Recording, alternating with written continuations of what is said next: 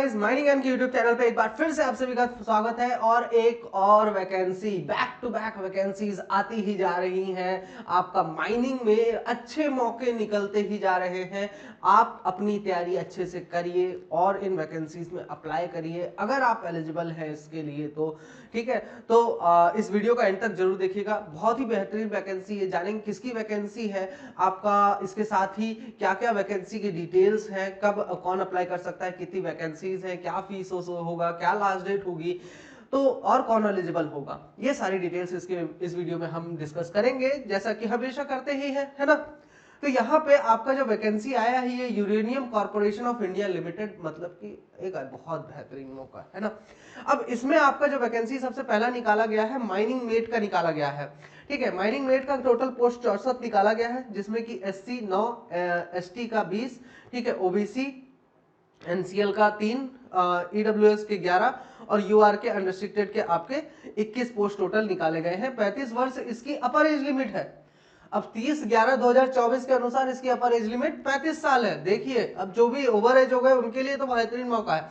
अब यहाँ पे क्या क्या मांग रहा है, intermediate with unrestricted mining mate certificate, mining met का सर्टिफिकेट होना चाहिए, लेकिन अनरिस्ट्रिक्टेड वाला ही होना चाहिए। 12वीं का सर्टिफिकेट आपका होना चाहिए। ठीक है, एक्सपीरियंस आपका मांगा रहा है यहाँ पर 5 साल का experience as a mining mate, ठीक है, अंडरग्राउंड मैकेनाइज्ड मेटल माइंस का, ठीक है, after obtaining mining mate certificate in of competency.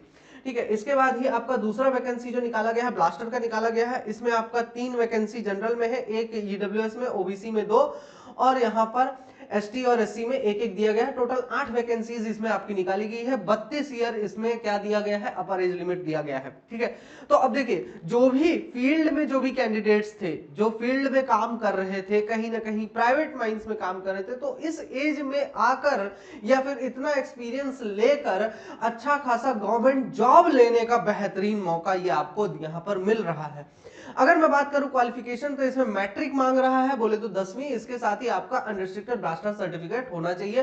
Experience जो इसमें है 3 साल का आपका अंडरग्राउंड का ब्लास्टर का एक्सपीरियंस होना चाहिए मेटल माइंस में। ठीक है, ये चीज आपका यहाँ पर मांग रहा है। तीसरी वैकेंसी जो इसमें निकाली गई है, टोटल 10 वैकेंसीज है, ये है वाइंडिंग इंजनमैन ड्राइवर की, जिसमें कि आपका जनरल में 2, ईडब्ल्यूएस में 3, ओबीसी में आपका 2, एसटी में 3 और इतना दिया हुआ है। अपर एज लिमिट 32 साल है। इसमें आपके पास first class Indian driver certificate होना चाहिए, एक्सपीरियंस 3 साल का होना चाहिए, 3 साल से अधिक का एक्सपीरियंस होना चाहिए।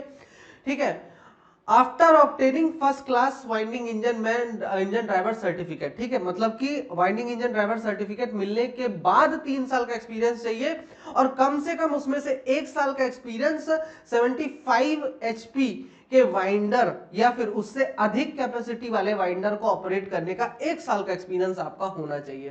तो ये सारी चीजें आप देख लीजिएगा। इसमें भी अगर आपका बात करें अलग अलग रिजर्वेशंस का, तो सभी को रिजर्वेशंस यहां पर प्रोवाइड किया गया है। ठीक है, उसका डिटेल्स आपको यहाँ पर दे दिया गया है पूरा। ठीक है, ईडब्ल्यूएस वालों को भी यहाँ पे रिजर्वेशन मिल रहा है, उसका भी डिटेल्स आपका दिया है।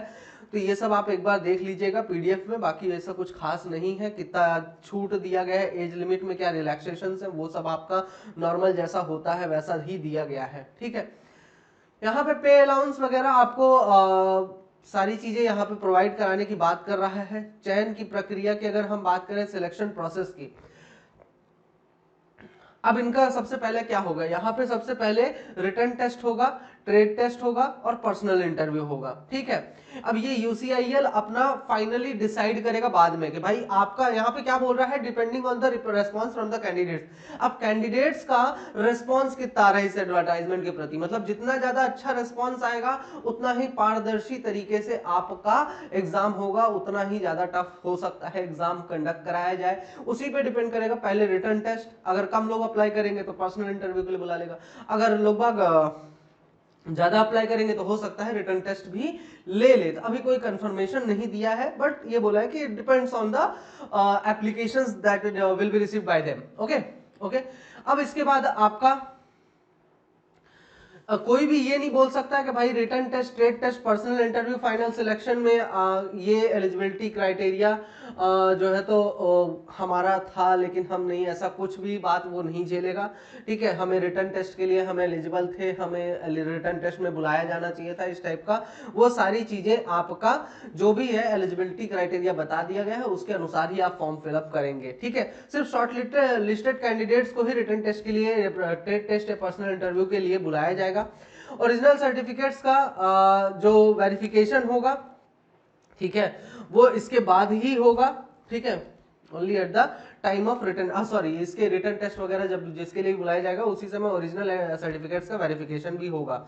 ठीक है, अब आगे तो बाकी सब चीजें ठीक ही हैं। हाउ टू अप्लाई, यहाँ पे बोल रहा है कि आपका जो भी इंटरेस्टेड कैंडिडेट्स है वो एप्लीकेशन फॉर्म फिल कर सकते हैं, जो कि उनके वेबसाइट पर दिया हुआ है uraniumcorp.in पर। एप्लीकेशन फी आपका 500 रुपए यहाँ पर दिया गया है। ठीक है, ओबीसी, ईडब्ल्यूएस और जनरल वालों के द्वारा भरा जाना है, बाकी अदर कैटेगरीज को इसमें से कोई भी पेमेंट देने की जरूरत नहीं है। ठीक है, डिमांड ड्राफ्ट आपको डीडी के रूप में एप्लीकेशन, वो क्या बोलते हैं, फीस जमा करवानी है। एप्लीकेशन फीस किसके नाम पर होगा, corporation of India limited at, जो कि स्टेट बैंक जादूगुड़ा में पेबल रहेगा। ठीक है, तो डीडी इसी तरीके से आपको बनवाना है। आपका एप्लीकेशन फॉर्म कैसा रहेगा, टाइप्ड एप्लीकेशन फॉर्म रहेगा, जो भी आपका प्रिस्क्राइब्ड फॉर्मेट बताया गया है उसमें आपको टाइप करवा के एप्लीकेशन फॉर्म अपना देना है इस एड्रेस पे, फिर उसके बाद आपको भेज देना है। ठीक है, कब तक भेजने का लास्ट डेट है, 30 नवंबर आपका लास्ट डेट यहाँ पर दिया गया है। तो जो भी आपका जरूरी है तो वो आप यहाँ पर भेज सकते हैं। ठीक है, बाकी तो सारी चीजें नॉर्मल ही हैं। अब क्या क्या डॉक्यूमेंट्स आपको देने हैं पर्सनल इंटरव्यू के समय, तो 10वीं की marksheet, category certificate, physically challenge वालों के लिए अलग जो सर्टिफिकेट बनता है वो आपको देना है, marksheet and certificates to in support of educational qualification, work experience certificate and NOC if application not routed through proper channel for government PCS employees as applicable। ठीक है, तो वो एनओसी तो अलग हो गया कि भाई ऑलरेडी कहीं पर जॉब कर रहे हैं उनके लिए आपका दिया गया है। ठीक है, तो ये था आपका पूरा डिटेल। ठीक है, अब ये एप्लीकेशन का फॉर्मेट है, इसको आपको प्रिंट आउट नहीं निकलवाना है, इसको आपको टाइप करवाना है। ठीक है, ये याद रखिएगा, इसको टाइप करवा के फिर आपको भेजना है। पूरा डिटेल्स आपका दे दिया गया है, तो 500 रुपए का डीडी बनवा के फटाक से जाके जल्दी से, एक अच्छा मौका मिला है, अप्लाई कर दीजिए। ठीक है, जो भी प्राइवेट माइंस में जॉब कर रहे थे या कॉन्ट्रैक्टर बेसिस पे, ज्यादातर जैसा कि मेटल माइंस में होता है जॉब करते हैं, उन लोगों के लिए बेहतरीन मौका है। वो लोग कहीं ना कहीं अपने लाइफ में एक इस पॉइंट पर आकर अपना जो भी अपना क्या कहते हैं कि जो एक सपना होता है कि यार गवर्नमेंट जॉब करना है, तो वो चीज यहाँ पे आपको आराम से मिल जाएगी। ठीक है, अच्छा मौका मिला हुआ है तो कोशिश करिए। ठीक है, और वीडियो पसंद आए तो लाइक शेयर और सब्सक्राइब जरूर कर देना। इसी तरीके से माइनिंग ज्ञान के चैनल में आपको अलग अलग अपडेट्स मिलते रहेंगे वैकेंसीज के। और till then all the best and thank you so much, good night everyone.